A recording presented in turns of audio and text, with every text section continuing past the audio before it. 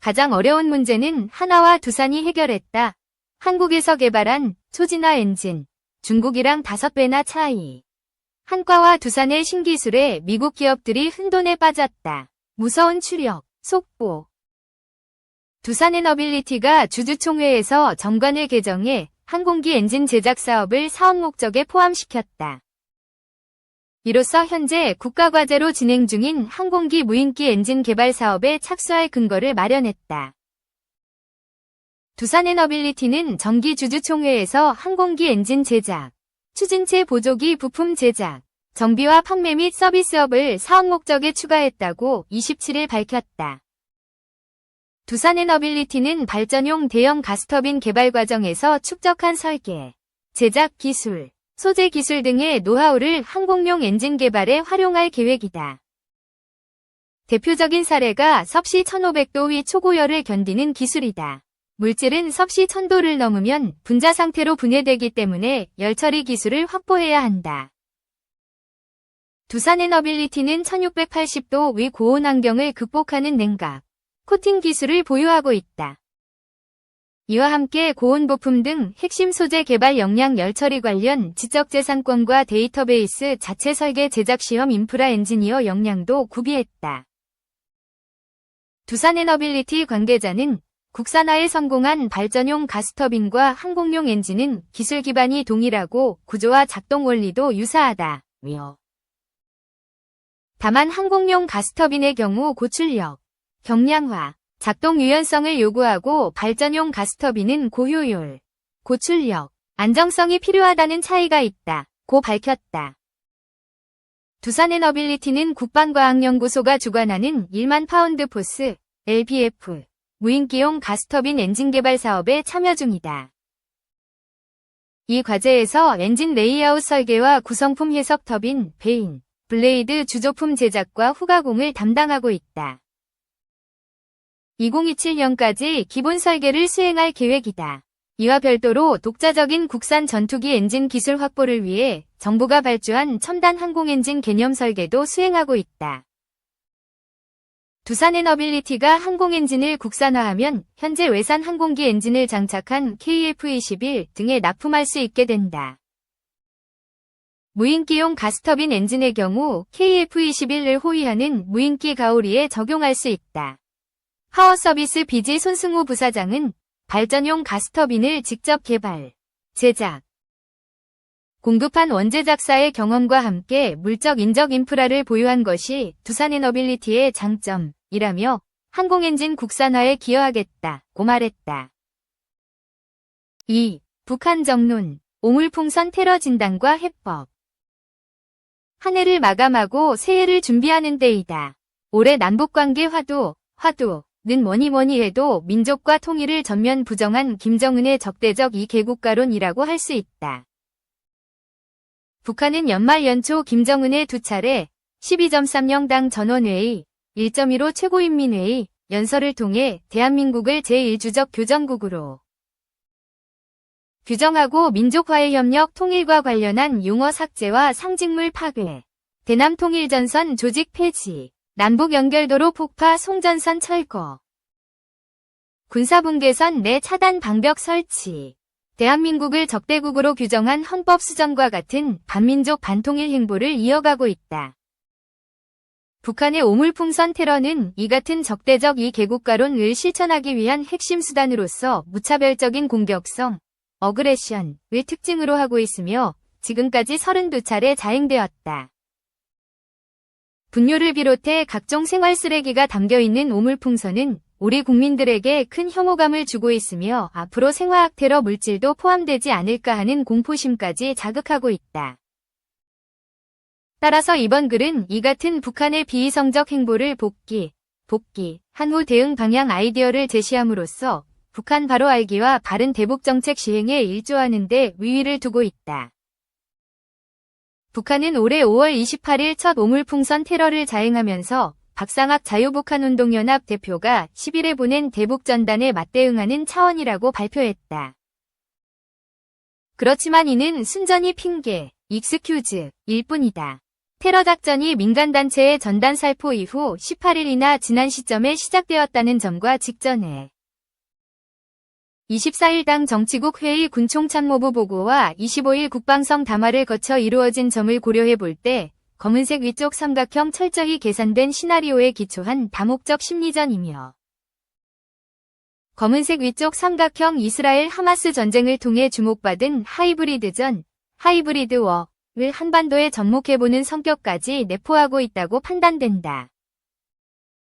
필자는 북한이 오물풍선 테러를 2019년 2월 하노이 외교 대참사, 노딜, 이후 추진 중인 강대강 정면 돌파전 위 연장선상에서 보고 있으며 보다 직접적으로는 김정은이 주창한 적대적 이 개국가론을 실천하는 핵심 수단이라는 관점에서 접근하고 있다. 실제로 김정은은 테러 직전에 주재한 5월 24일 당 정치국 회의에서 이례적으로 군총참모부 현안 보고를 청취한 후 관련 명령을 하달하였다. 지시 내용은 다음날 국방성 부상 김강일 담화를 통해 어느 정도 유추해 볼 수 있었는데 동담화는 한미합동군사훈련, 민간의 대북전단 살포, 대한민국 해군의 북방한계선, NLL, 침범을 문제 삼으며 강경 대응을 경고하였다. 이후 북한은 정찰위성 발사, 오물풍선 살포, 600mm 초대형 방사포 시험 발사, 서해 GPS 전파 교란, 북한군 군사분계선 침범, 휴전선 대남 확성기 방송시설 및 방벽 재설치 등 다양한 도발을 연쇄적으로 자행했으며 지금도 진행 중이다.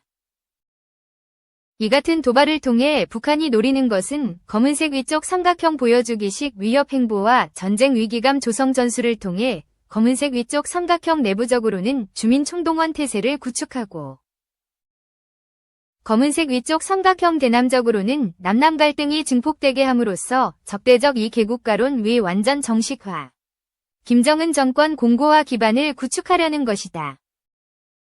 검은색 위쪽 삼각형 이와 함께 유사시 우리 방공망을 무력화하는 데 필요한 군사 데이터를 수집하는 것도 중요한 목적 중의 하나라고 평가한다.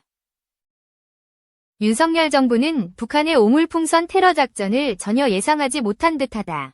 당연한 일이다. 누군들 그런 기괴한 착안을 할 수 있겠는가? 그래서 초동 대응이 신속하지 못했고 대응 논리도 서툴렀다. 국가안전보장회의 NSC가 북한이 최초로 테러 작전을 전개한 후 5일이 지난 6월 2일이 되어서야 소집되었으며 군은 국제법 위반이라는 원론 수준의 브리핑만 내놓았다. 이에 따라 김여정으로부터 풍선이 날아가는 방향에 따라 표현의 자유와 국제법이 규정되는가. 뻔뻔스러움의 극치라는 비아냥까지 들었다. 이후 대한민국 정부는 검은색 위쪽 삼각형 오물풍선 살포 중단 촉구 검은색 위쪽 삼각형 북한 정권이 매우 아파하는 대북 확성기 방송 재개 경고와 부분 실시로 대응하다가 검은색 위쪽 삼각형 북한 도발이 오히려 더 심화하자 6월 21일부터는 대북 확성기 방송을 모든 전선에 걸쳐 실시하고 있다.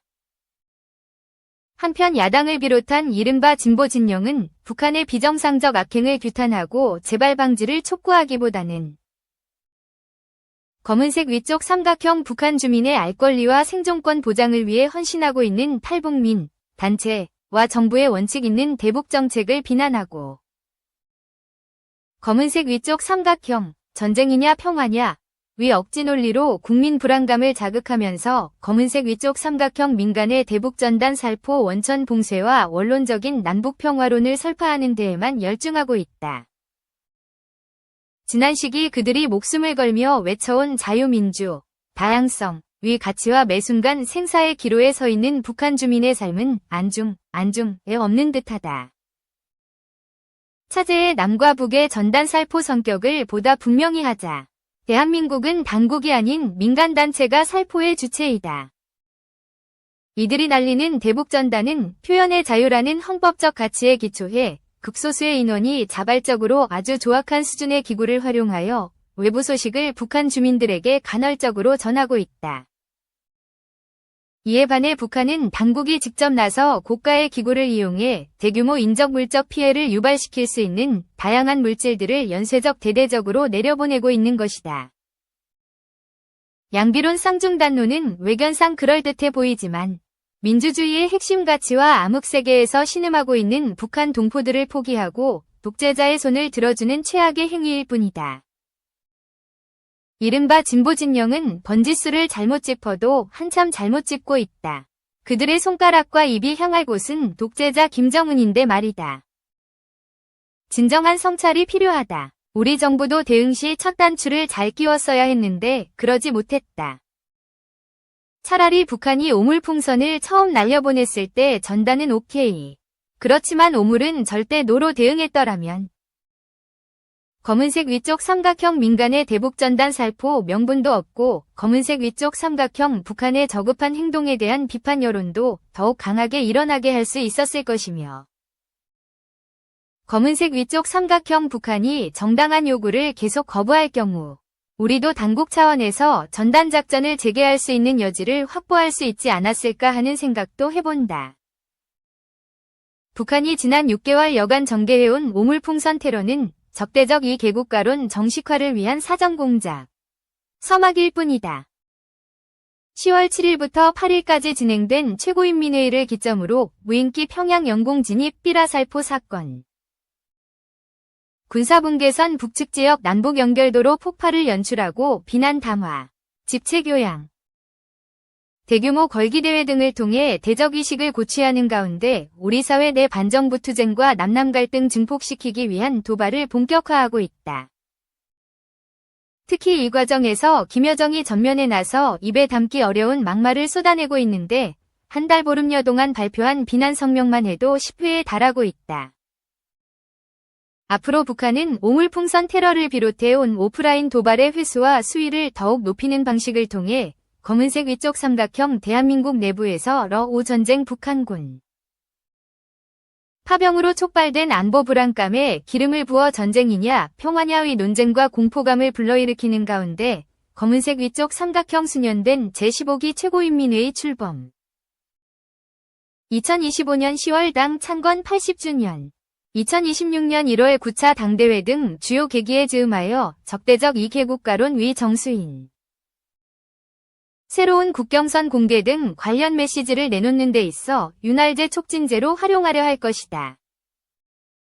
또한 러시아 등 권위주의 진영과의 협력 기조하에 NLL 분쟁 수역화, 신형 대륙간 탄도미사일 정찰위성 발사, 7차 핵실험과 같은 긴장 정세 조작 병행을 통해 궁극적인 목표라고 할 수 있는 정권 안정과 핵보유국 위상 확보라는 전략전술적 고지를 선점하는 데 주력할 것으로 보인다. 이런 측면에서 김정은의 눈은 당분간 트럼프 당선자와의 통큰 딜보다는 푸틴과의 공조를 통한 러오 전쟁 승기 확보에 둘 가능성이 크다. 국내외 언론들은 오물풍선 테러와 관련 북한이 오물풍선을 날려보내고 있다고 보도해오고 있다. 정부와 군도 오물풍선이라는 용어를 무비판적으로 사용하고 있다. 그렇지만 이 표현은 사안의 본질과 맞지 않는다. 수단은 물론 성격까지도 가미해야 한다. 테러 용어가 포함된 오물풍선 테러가 보다 정확한 표현이다. 북한이 그간 부양한 오물풍선은 이미 32차례 6천여 개에 달하며 국민들에게 모욕감과 공포심을 자극하는 것을 넘어 차량, 집, 산 등에 떨어져 기물이 파손되고 산불이 발생하는 등의 피해 사례가 증가하고 있다. 하루 1300대 이상의 항공기가 뜨고 내리는 인천국제공항에서는 이착륙이 일시 정지되는 소동이 잦아지고 있다. 다행히 지금까지는 피해 규모가 그다지 크지는 않았지만 언제든 대형 사고로 비화될 개연성이 있다. 늦었지만 지금부터라도 용어 사용을 보다 정확히 하는 게 우선이다.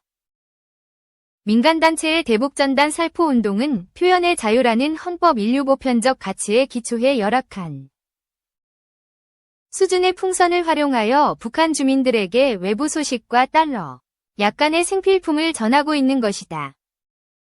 무엇보다도 우리 헌법재판소와 국제사회가 인정하는 합법적 활동이다.